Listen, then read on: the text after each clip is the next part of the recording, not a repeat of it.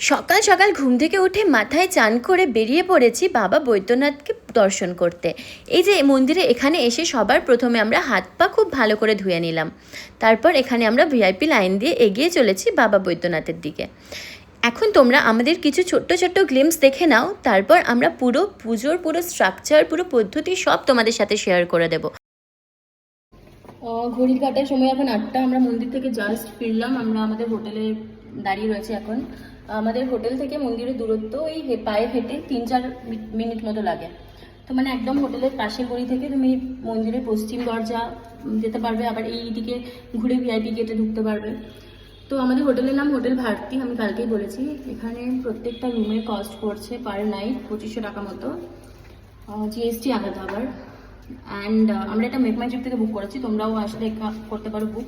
এই ভারতী হোটেল ছাড়াও এখানে রুদ্রাক্ষ ইন এরকম এই ক্যাটাগরির হোটেলও রয়েছে। আবার তোমরা যদি 1000 টাকাতে এসি রুম পেতে চাও তাহলে সেটাও পেতে পারো, মন্দিরের খুব কাছাকাছি সেগুলোও রয়েছে। যমুনা নিবাস এসব চেক আউট করতে পারো।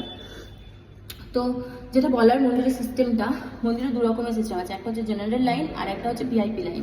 ভিআইপি লাইনে তোমাদেরকে একটা করে মেট্রো কার্ডের মতো টিকিট দেওয়া হয়, যে টিকিটটা পার টিকিট প্রাইস পড়ে 300 টাকা মতো। ভিআইপি লাইনে গেলে তোমাকে একটু কম ঘুরতে হয়, মানে তোমাকে মন্দিরের কাছে দর্শন তোমার অনেক তাড়াতাড়ি হয়ে যায়। অ্যান্ড জেনারেল লাইনে দাঁড়ালে তোমাকে 3-4 ঘন্টা মতো টাইম লেগে যায়। তো এইভাবে আমরা ভিআইপি লাইন দিয়ে দর্শন করেছি। অ্যান্ড আমাদের পান্ডার সাথে কথাও বলা ছিল, উনি আমাদের বরাবর করেন। তো ওনার নাম্বার যদি কারো দরকার হয় তো তোমরা কমেন্ট করতে পারো, আমরা দিয়ে দেবো। আমাদের মনে হয় 1 ঘন্টা লাগলো লাইনে। হ্যাঁ, 1 ঘন্টা লাগেনি আমাদের লাইনে। ওই 8 ঘন্টার মধ্যে আমরা পুজো টুজো করেছি। তারপর ভেতরে উনি গিয়ে বাবাকে মানে টাচ করিয়ে দর্শন করিয়ে ভালো করে পুজো দেওয়া করিয়েছে। তো এটাই ছিল পুরো ব্যাপারটা। তো ভাবলাম তোমাদের সাথে এই জিনিসটা শেয়ার করে দিই। আর চেনাশোনা বাঙালি পান্ডাও আছে, তার নাম্বার চাইলে নাম্বার দিতে পারবো। হ্যাঁ, আর তোমরা যদি ফটোর কথা ভাবছো তাহলে মন্দিরের বাইরে অনেক ফটোগ্রাফার করে, যারা তোমাকে 50 টাকা, 100 টাকা, 150 টাকা রেঞ্জে ছবি তুলে দেবে। তো এই দেখো, এই ছবিটা হচ্ছে আমাদের একটা ছবি, আমরা তুলেছি মন্দিরের সামনে। এই দেখো, এই সাইজটা 50 টাকা। হ্যাঁ। আর প্রসাদ দিয়েছে? হ্যাঁ, ওটা আমাদেরকে উনি, আমাদের পান্ডাজি যিনি, আমাদেরকে আলাদা করে ফুল, বেলপাতা, জল, গঙ্গা জল কিচ্ছু কিনতে হয়নি। প্রসাদ সব কিছু উনি পুজো দিয়ে সব কিছু আমাদেরকে ওটা প্রোভাইড করে দিয়েছে প্যাকেজের মধ্যেই।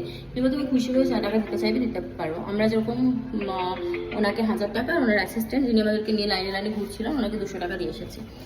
এছাড়াও তুমি ওই মায়ের মন্দিরের বাইরে পার্বতী, মানে বাবা বৈদ্যনাথকে দর্শন করলে তো ওনার ওয়াইফ মা পার্বতীকে দর্শন করতেই হয়। তো সেখানে বাইরে তুমি এরকম শৃঙ্গার কিনতে পারো 100 টাকা দিয়ে, সেটাও তোমাকেই দিয়ে দেওয়া হবে পুজো দিয়ে সিঁদুর দেওয়ার পরে করার জন্য। তুমি দান যা করবে মন্দিরে। তো এটা হচ্ছে পুরো ব্যাপারটা, পুরো সিস্টেম।